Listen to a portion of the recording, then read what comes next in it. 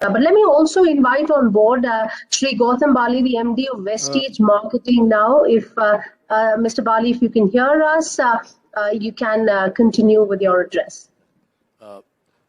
Before Gautam Bali ji, can I just say one small thing? आदरणीय Pushkarnath Dhami ji, honourable chief minister of Uttarakhand sir, हमारे कई members की unit Uttarakhand में है और हम जरूर कहेंगे कि भारत में से जरूर टॉप 5 में हमारा उत्तराखंड प्रदेश आता है।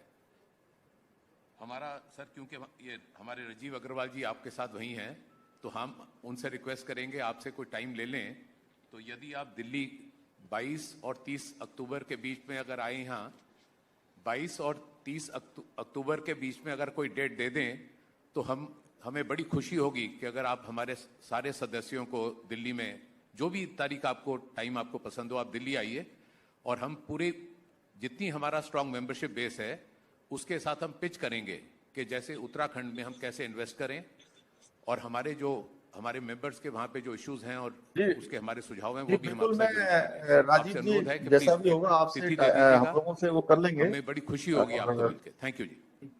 जो भी समय आप लोगों के अनुकूल होगा उसमें हम लोग बात कर लेंगे जी। धन्यवाद। Mr. Bali, if you can hear us, you can begin with your. Thank you so much, Ruchi. माननीय मुख्यमंत्री जी उत्तराखंड धामी जी, Mr. Sanjay Agarwal, Pradeep Multani ji, and Mr. Dalmia, and my dear industry colleagues.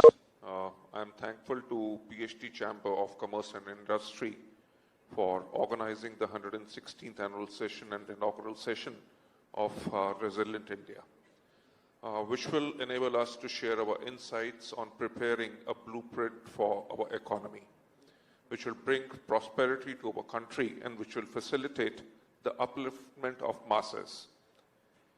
We are all living in a global economy where developments in one corner of the world has got impact on the other places as well. In the rapidly changing global economic order, India, on account of its skilled human resources, infrastructure, and economic environment, has an opportunity to emerge as a supply chain hub of Indo-Pacific region. Last 1.5 years have been a period of trial and tribulation for economy all across the globe. However, the grit and resilience of common citizens is enabling the economies to come back on their feet, which is being reflected in the upswing of the stock markets. Today's session will signal robust, sustainable growth and will enable us to come up with a plan of action which will bring smiles and miles of prosperity to the Indian economy. I am delighted to share the dais with the captains of the industry, Shri Sanjeev Puri, CEO and MD ITC Limited, Shri Alok Kirloskar, Managing Director, SPP Pumps Limited, UK, and Head International Business, Kirloskar Brothers Limited, Shri Manish Bhatnagar, Managing Director, SKF India Limited. And I look forward to listening to each one of you. The exchange of viewpoints will enable PHDCCI to have a recommendation and work closely with all the state governments.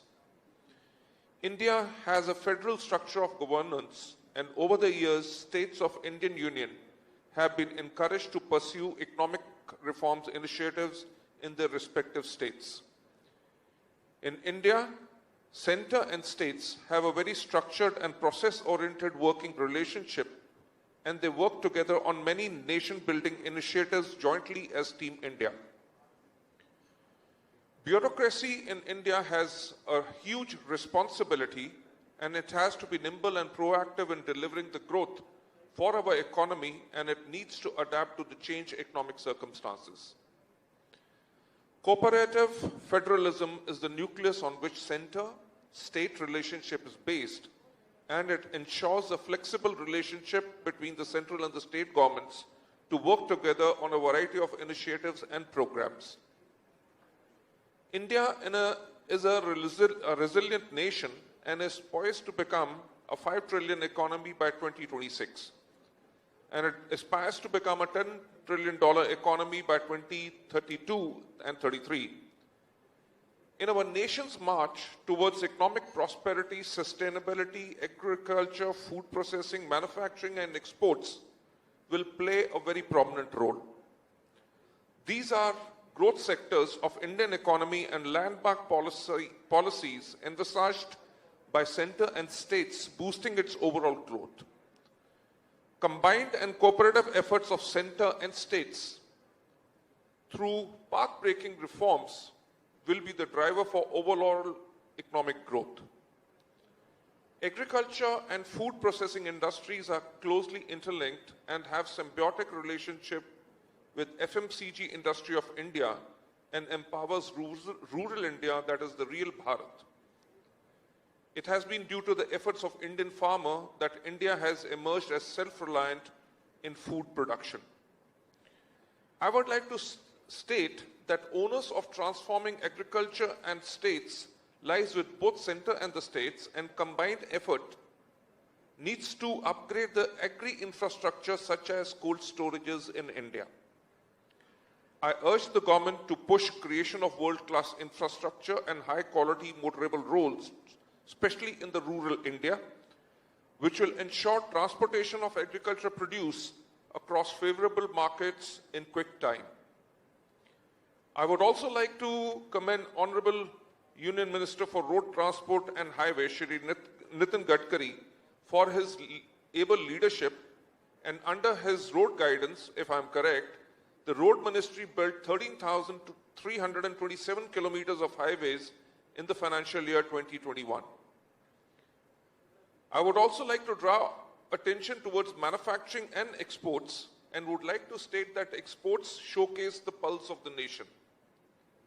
Exports are integral to nation's aspirations to become a calling card for its vision for superlative growth.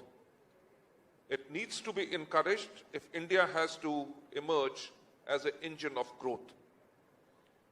A shared vision is needed which will push the growth of our nation to a higher pedestal, which will place us amongst the high growth economies of the world.